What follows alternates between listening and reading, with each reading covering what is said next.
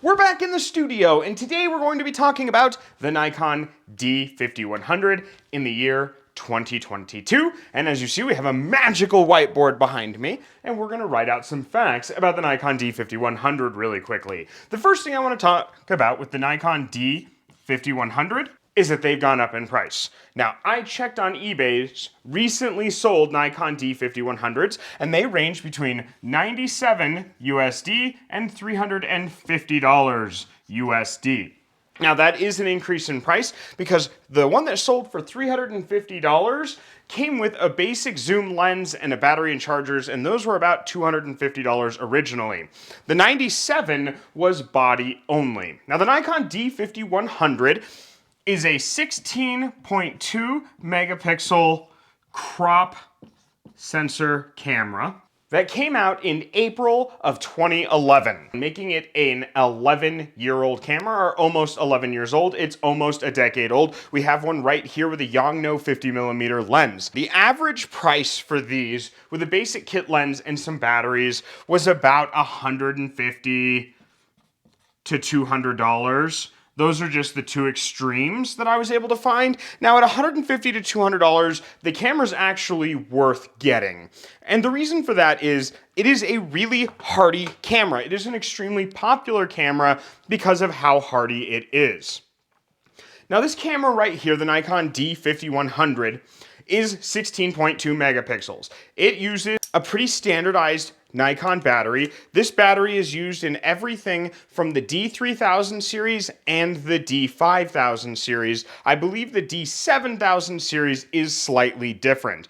But it is a really easy battery to get a hold of. They're extremely cheap. They're still manufactured by Nikon as well as many other third parties.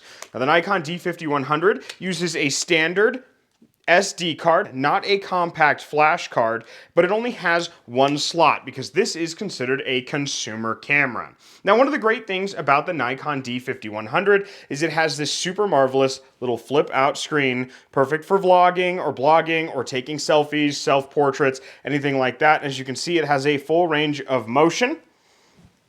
You can close it up completely. You can also do live view with it. See if I can get this to work. Way too exposed. 50mm on a compact, on a crop sensor, but you can do live view, and that live view does work completely extended and out, so you can use it as a vlogging camera, which is originally what I had bought this for. Now, this camera also has the ability for you to use an external microphone. And the video quality on this isn't bad. I believe it's 1080p at 30 frames per second. It's not a terrible video quality, but you do have a microphone jack as well as a way to export your photos to your computer. This one does not have Wi-Fi capabilities like the Nikon D5300 had, but overall it is a nice, small, compact, used DSLR that you can get relatively cheap. Now, we actually did a photo session not that long ago with this camera where I did some studio photos with Ariana using the 50mm f1.8 as well as the Excalibur 3200 strobe in my little garage studio, and I'm going to show you some examples of those right there. As you can see in these photos, that they are extremely sharp, clear, and in focus. Now, unlike some of the other models of the Nikons, the older consumer cameras like the D50 and the D70 as well as the D70S, this one does not have a built-in focusing motor, so you need to make sure that you get the lenses that have the focusing motors built in. Sigma makes a lot of them. Most all of the Yongnuo lenses will work. They have a 35, a 50, and an 85mm for the F mount used by Nikon. Now, the Nikon D5100 at 11 years old, is it still worth getting in the year 2022? Personally, I think it absolutely is. Even at this prices, the extreme of $350 with a lens, some batteries, and a bag, that is not a bad price for the image quality and capabilities of this camera. The ability to do video, hook up an external microphone to it, as well as take photos. The Nikon D5100 performs wonderful at all of those tasks, and that's why the D5300 was sold, but the D5100 is still something that I hold on to and still something that I absolutely love.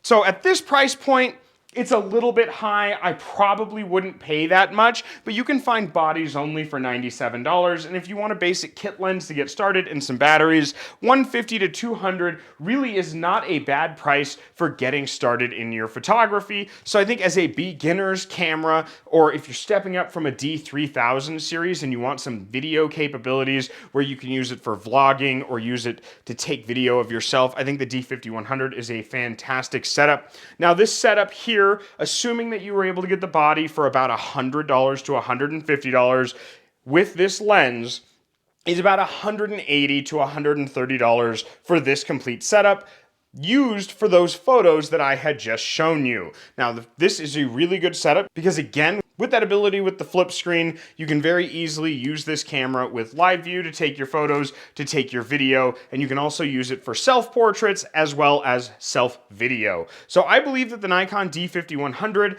for someone who's looking to upgrade from a 3000 series, including the D3500, this one has a bit more features than that camera does, so I highly recommend the D5100 in the year 2022. I want to thank you all for checking out this video. Whoever made it this far, please like, comment, and subscribe. Hit the bell notification so you know right when I upload. I upload at least one long video a week, and I drop at least one short every single day. At 5,000 subscribers, I am giving away a Nikon D5100 with the Yongnuo lens, even if it costs me the $350 price point. I want to make sure that I'm able to give out one of these cameras because they are absolutely spectacular. So thank you guys all for joining me in this video, and I'll catch you all on the flip side. Bye!